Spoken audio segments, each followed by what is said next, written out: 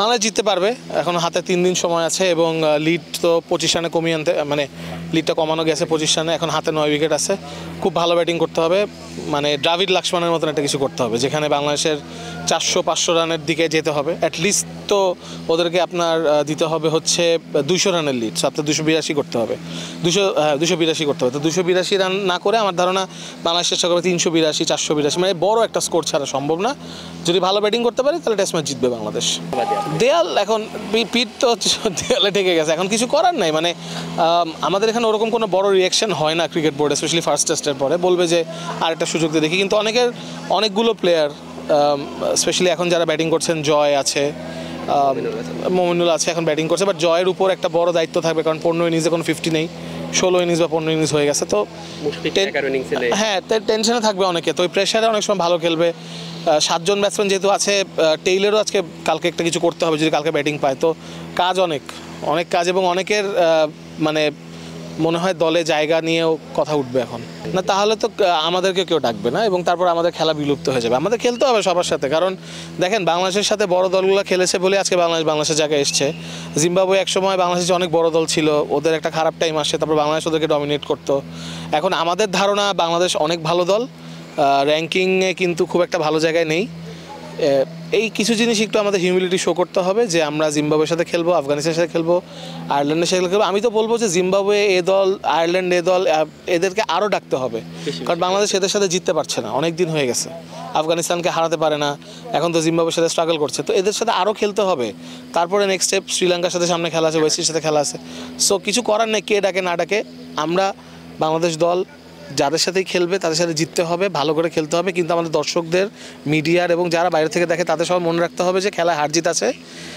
একটা কিছু হয়ে গেলেই মনে হবে যে সব বাদ দিয়ে দিব, সবাইকে চেঞ্জ করে ফেলবো, জিম্বাবুয়েকে বাদ দিয়ে দিব।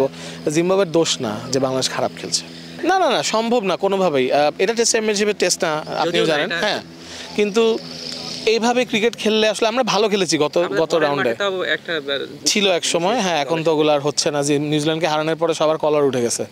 তো এখন আর জিতে না আর দেশে, এখন খালি দেশের বাইরে জিতে, কারণ ওখানে খুব অনেস্টলি ট্রাই করে। পাকিস্তানে খুব ভালো খেলেছে, ওয়েস্ট ইন্ডিজে খুব ভালো খেলেছে, একটা টেস্ট ম্যাচ জিতেছে। অবশ্য আমরা ওয়েস্ট ইন্ডিজে ভালো খেলেছে বলি, বাট ব্যাটিং খুব একটা ভালো করে নেই। জাকের আলীর কারণে টেস্ট সিরিজটা ওই পর্যন্ত গেছে। প্রশ্নটা ছিল হচ্ছে যে সম্ভব কিনা আমাদের এইভাবে টেস্ট চ্যাম্পিয়নশিপে। না, এইভাবে ক্রিকেট খেললে সম্ভব না। অনেক ভালো ব্যাটিং করতে হবে, স্পেশালি টপ অর্ডারে রেগুলার সেঞ্চুরি করতে হবে। আপনি শ্রীলঙ্কার দিকে তাকান, আপনি যে কোনো ভালো টিমের দিকে এখন তাকান, টপ অর্ডারে রান করতেই হবে। না, আমার মনে হয় এই জিনিসটা অনেকগুলো ফরম্যাটে আমি দেখি। বিপিএলে ভালো দর্শক হয়েছিল এই বছর, কিন্তু অন্যান্য ফরম্যাটে কিন্তু অত বেশি দর্শক হয় না। ওয়ার্ল্ড ওয়াইডও দেখবেন যে ইভেন ইন্ডিয়াতে দর্শক কম হয় টেস্ট ম্যাচে। পাকিস্তানে আমি কাভার করেছি, বাংলাদেশ পাকিস্তান টেস্ট ম্যাচ, মাঠে হয়তো 10-12 জন ছিল। পাকিস্তানে কিন্তু ক্রিকেট খুব পপুলার, বাট টেস্ট ক্রিকেটে কেউ দেখতে আসে না খেলা, হয়তো গরমের কারণে বা কিছু একটা। এখানেও হয়তো এরকম কিছু। এইটা আসলে বোর্ডের উদ্যোগ নিতে হবে, ব্র্যান্ডিংয়ের কাজ করতে হবে, অনেক বেশি অ্যাওয়ারনেস বাড়াতে হবে। আপনি টেস্ট ক্রিকেটের বেতন বাড়াচ্ছেন, সবই করতেছেন, টেস্ট ক্রিকেট চাচ্ছেন মাঠে গড়াক, বছরে টেস্ট ম্যাচ খেলেন, তাতে দর্শক আনার জন্য ওইটুকু একটু এক্সট্রা কাজ করতে হবে। না, এটার ব্যাখ্যা আমি দিব না। এটা আমি বলতে পারি যে কতগুলো ওয়ে আছে যেখান থেকে বের হওয়ার, অনেকগুলো উপায় আছে তাদের হাতে। একটা হচ্ছে তাদের অনেক বেশি এ দলের ক্রিকেট খেলতে হবে, কারণ বাংলাদেশের টেস্ট স্পেশালিস্টরা, হ্যাঁ, লাল বলের যারা খেলে তারা কিন্তু খুব বেশি ম্যাচ পায় না সারা বছর, শুধু টেস্ট খেলছে। তো তাদেরকে আপনার অনেক বেশি এ দল, যেমন সামনে নিউজিল্যান্ডে আসবে, এরকম তার রেগুলার আনতে হবে বা আপনার যেতে হবে। আর দরকার হলে আপনি যে অন্য দেশের কোনো একটা লিগে খেলতে হবে, কিন্তু আপনার লাল বলে অনেক বেশি ক্রিকেট খেলতে হবে, বিকজ আমাদের অনেক ঘাটতি হয়ে গেছে, আমরা সাদা বলে বেশি খেলি। এনসিএল বিসিএল হয়তো হচ্ছে না, কারণ শান্ত মনে কয়েকদিন আগে বলেছিল যে আমরা এখানে এনাফ চ্যালেঞ্জ হচ্ছি না। সো ওই জায়গাটা ক্রিকেট বোর্ডের অ্যাড্রেস করতে হলে ক্রিকেট অপারেশনসের অনেক বেশি এ দলের ক্রিকেট অ্যারেঞ্জ করতে হবে, কারণ টেস্ট ম্যাচ তো বছর একটা সেট, আপনিও জানেন আমিও জানি, এই বছর এতগুলো খেলবে। এই ফাঁকে কিন্তু আপনি মনে রাখবেন, মনে করে দেখেন, যখন ইন্ডিয়া আসলো না 2022-এ, ঠিক আগে কিন্তু এ দল এসে খেলে গেছে। হ্যাঁ, কারণ ওরা চায় যে ওই দলটা ওইখানে কন্ডিশন তো বুঝুক, এ দল খেললে আমাদের যেরকম বোলারদেরকে খেললো বেটার বোলার ওরা পাচ্ছে। ওরাও মনে করে ওদের ডোমেস্টিক ক্রিকেটে, ওরাও মনে করে ওদের ডোমেস্টিক ক্রিকেটের চেয়ে এ দলের ক্রিকেটটা বেটার। আমরা কেন এটা মনে করি না? এটা করতেই পারি।